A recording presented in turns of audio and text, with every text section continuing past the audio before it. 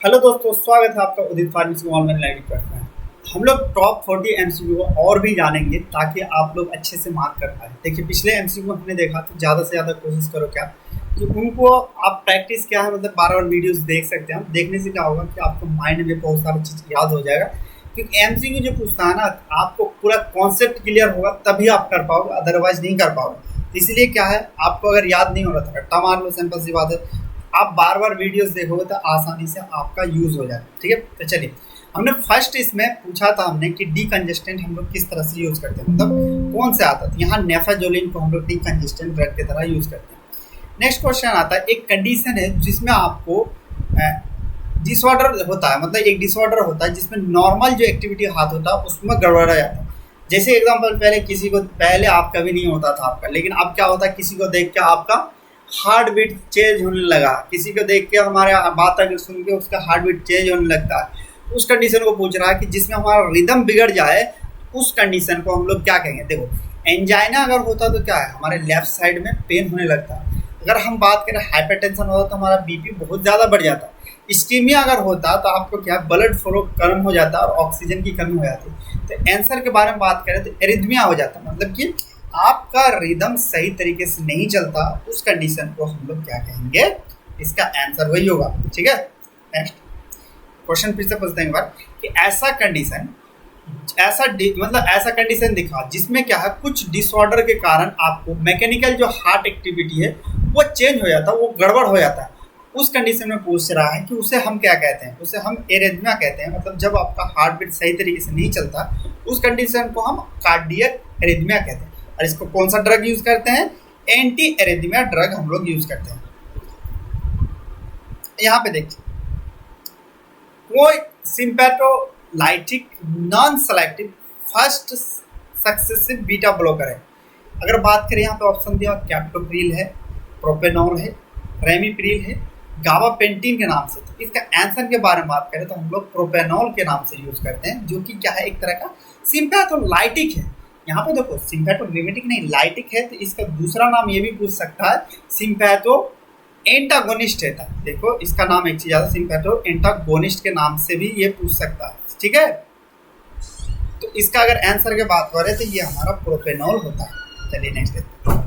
कोई ड्रग है, which drug is use as a anti arrhythmic drug and anti malarial हो जाएगा। Anti malarial है तो यहाँ पे थोड़ा सा उल्टा हो गया, एंटी मलेरियल ड्रग है। यहाँ पर ऑप्शन दिया हुआ हमारे पास, लोसर्टन के नाम से आता, वेलसर्टन के नाम से आता, क्यूनिडीन सल्फेट का आता, विरामपिल से आता। यहाँ पे अगर हम बात करें तो क्यूनिडीन आता है, जो इस क्यूनिडीन सल्फेट को हम लोग यूज़ करते हैं एंटी एरिथमिक ड्रग और एंटी मलेरियल ड्रग, दोनों को हम लोग यूज़ करते हैं। दोनों चीज़ में हम लोग क्यूनिडीन सल्फेट का यूज़ करते हैं, किसमें, एंटी एरिथमिक और एंटी मलेरियल में, दोनों में हम लोग यूज़ करते हैं। नेक्स्ट देखते हैं, आइसोसॉर्बेट डाइनाइट्रेट के बारे में बात करें तो ये क्या यूज करते हैं, बीटा ब्लॉकर है, वैसोडायलेटर है, वैसोकंस्ट्रक्शन है, या कैल्शियम चैनल ब्लॉकर है। इनसे बात करते हैं, वैसोडायलेटर है।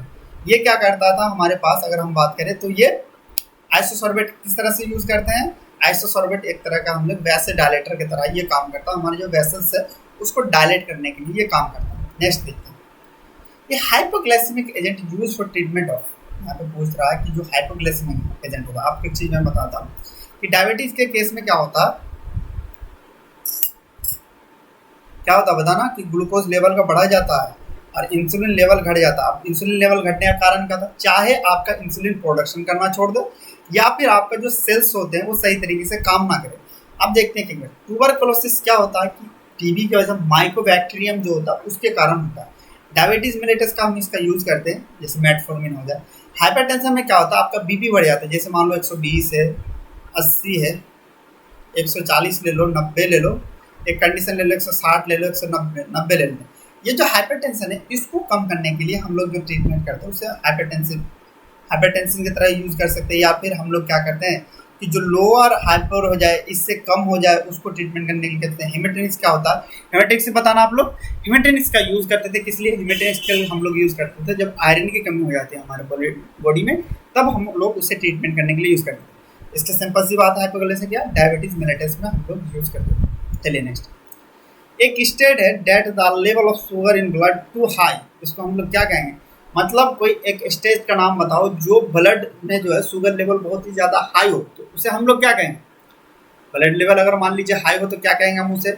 सिंपल सी बात है, क्या ग्लूकोज लेवल बढ़ा है तो हाइपोग्लाइसीमिया, मतलब कि ब्लड लेवल कम हो जाए। अगर हाइपर के बारे में बात करें तो ये ज़्यादा हो जाए, तो आंसर क्या होगा यहाँ पे हमारे पास? हाइपरग्लाइसीमिया।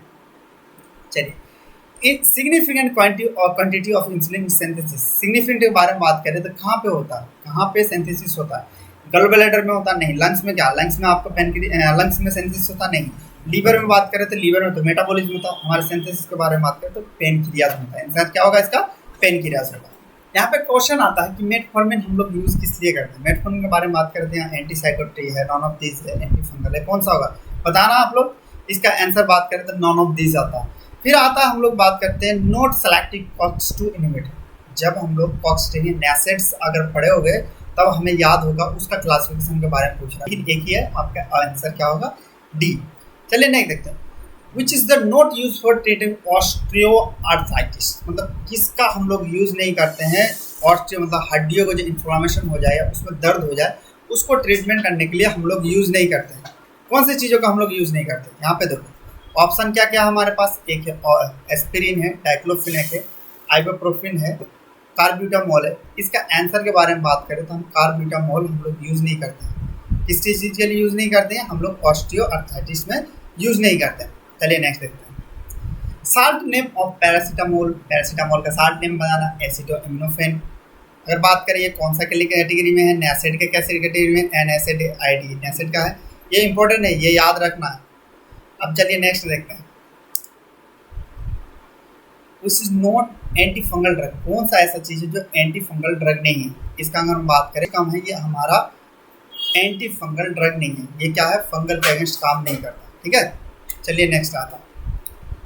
कौन सा एजेंट है जिसको हम फंगल इन्फेक्शन के लिए अगर हम बात करें, कौन सा एजेंट है जो ट्रीटमेंट करते हैं किसी चीज़ का फंगल इन्फेक्शन को हम ट्रीटमेंट करने के लिए यूज़ करते हैं? ट्यूबरकुलर, ये तो क्या है? टीबी के लिए यूज़ करते हैं। एंटी फंगल ही तो होगा। एंटीवायरल का भी यूज़ नहीं करते हैं, एंटी हेलमिंथिक का भी यूज़ नहीं करते हैं। आंसर क्या होगा हमारे पास? एंटी फंगल एजेंट है, इसका हम लोग यूज़ करते हैं। नेक्स्ट आता है। Is an organic compound used the first line drug of preventing tuberculosis, कौन सा हम लोग यूज़ करते थे? सिंपल सी बात है, इसमें बताना आप लोग कौन सा। Option A, option B, option C, option D होगा। इसका अगर बात करें तो ऑप्शन ए सही राइट आंसर होगा। आई होप ये लेक्चर आपके लिए हेल्प हुआ। और भी एमसीक्यू दूसरे टीचर के द्वारा लाया जाएगा जिससे आपको ज़्यादा से ज़्यादा प्रैक्टिस हो। तो मिलते हैं फिर नेक्स्ट लेक्चर में, तब तक के लिए बाय बाय, टेक केयर। देखो जाने से पहले एक चीज़ मैं कहूँगा, आपका तैयारी करने के लिए सबसे पहले टॉप 20 क्वेश्चन को लॉन्ग को डिस्कस करो, उसके बाद फिर टॉप 30 को डिस्कस करो, उसके बाद एमसीक्यू को डिस्कस करो। एमसीक्यू लगभग उन्होंने 40 एमसीक्यू दिए हैं, इनमें से ही लगभग आपका एमसीक्यू पूछेगा। तो तब तक के लिए मिलते हैं फिर, बाय बाय, टेक केयर।